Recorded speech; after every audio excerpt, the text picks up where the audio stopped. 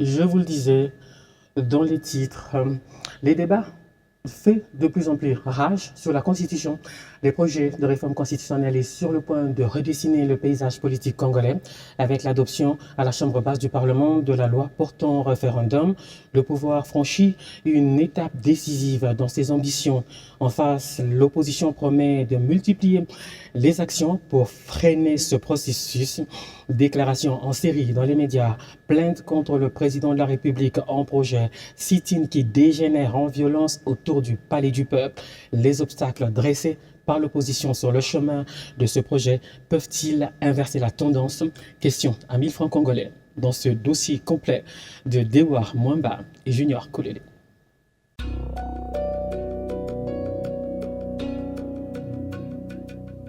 Lorsqu'une constitution s'invite au cœur de la bataille politique, ce ne sont plus seulement des textes qui s'affrontent, mais des visions opposées à l'avenir d'une nation.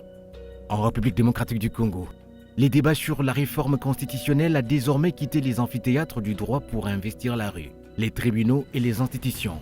Entre adoption de la loi sur les référendums, les manifestations de l'opposition, les menaces de poursuites judiciaires contre Félix Tshisekedi et de la montée des tensions à Kinshasa, une question s'impose.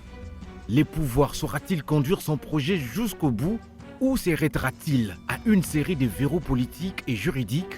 Si ils veulent changer de constitution, ceci revient à faire un coup d'État. La révision est prévue par la Constitution.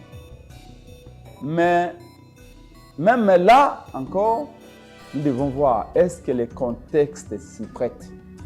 Est-ce que le climat politique actuel de division, de méfiance s'y prête? L'adoption par l'Assemblée nationale du projet de loi portant organisation du référendum constitue sans doute une victoire politique pour la majorité présidentielle. Malgré les boycotts des députés de l'opposition, le texte a franchi une étape importante et ouvre les perspectives d'un cadre légal pour d'éventuelles consultations populaires. Le groupe parlementaire Ensemble considère la démarche en cours comme un complot ourdi contre la constitution de la RDC. L'objectif final de cette démarche est de changer le nombre et la durée des mandats du président de la République, ainsi que de réduire les compétences constitutionnelles des provinces afin de consacrer la dictature. Pour les partisans de la réforme, il ne s'agit que d'un mécanisme politique destiné à permettre au peuple de se prononcer sur les grandes orientations institutionnelles du pays. La Constitution de 2005, votée au référendum, avait des tours pour les élections présidentielles. Mais aujourd'hui, comment nous sommes arrivés à l'élection à un seul tour? C'est pour vous dire qu'il y a eu des retouches sur cette Constitution. C'est pourquoi nous disons, à ce qui nous concerne, nous devons revisiter cette Constitution, nous devons même la changer puisqu'il y a beaucoup d'anomalies qui ne facilitent pas la tâche au bon fonctionnement des institutions. Voilà. Les sit-ins organisés par la coalition 164 autour du Palais du Peuple illustrent la détermination d'une partie de l'opposition à faire de la rue un espace de contestation. Malgré les restrictions imposées par les autorités provinciales, les organisateurs ont maintenu leur rassemblement, transformant cette manifestation à un véritable test de force politique. Ils légifèrent, et ce sont les législateurs. Mais le législateur ne peut pas, lui, légiférer en violant la Constitution. Déjà qu'on nous dit qu'ils ont adopté la loi ou le projet de loi définissant les modalités d'un référendum. Qui le leur a demandé? Qui le leur a demandé? Et donc le peuple est ici, il continue à arriver malgré les dispositifs que vous voyez, le peuple est déterminé. Les échauffourées enregistrées sur place et l'évacuation de Martin Fayoulou au milieu des tensions montrent que les dossiers constitutionnels dépassent désormais les cadres parlementaires. Le bilan est là. Nous étions au Palais du Peuple, nous sommes arrivés et comme la police était dépassée avec la masse qu'il y avait, la police a commencé à tirer à balles réelles pour disperser les gens et ils ont commencé à nous tabasser.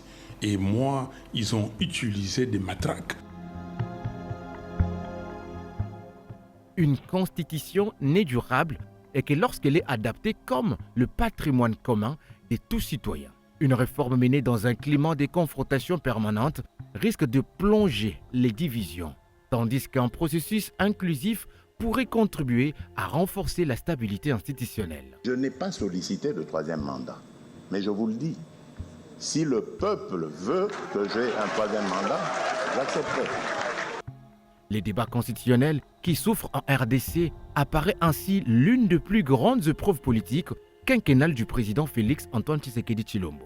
Entre manifestations de rue, bras de fer institutionnels, recours judiciaires et enjeux de sécurité, le chemin vers un éventuel référendum s'annonce semé d'embûches. Dans une bataille, aucune victoire ne sera uniquement parlementaire, car lorsqu'il est question de réécrire les règles du vivre ensemble, c'est toutefois une nation qui est appelée à choisir entre la confrontation et les compromis.